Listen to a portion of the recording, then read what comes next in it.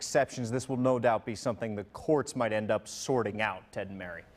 All right, Henry, thank you. Wisconsin politicians take center stage on the Sunday talk shows today. Congressman Paul Ryan appearing on Fox News Sunday, previewing this week's release of his budget proposal. Last Thursday, Ryan had lunch with President Obama.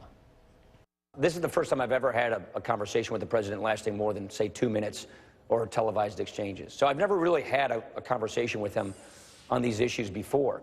I'm excited that we had this conversation. We had a very frank exchange. We come from different perspectives. I ran against him in the last election.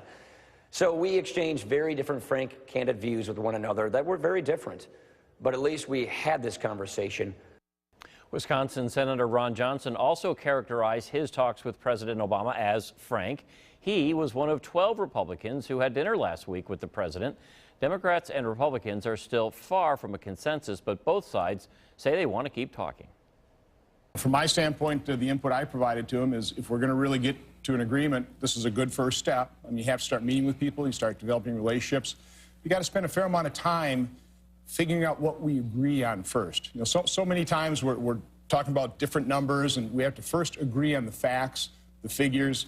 There is a trust deficit, and the way, in my experience in 20 years as a legislator, that you close that trust gap is to sit down and continue to talk. I'm a lot more likely to reach consensus and agree on the facts when I have spent some time getting to know and working with the other side.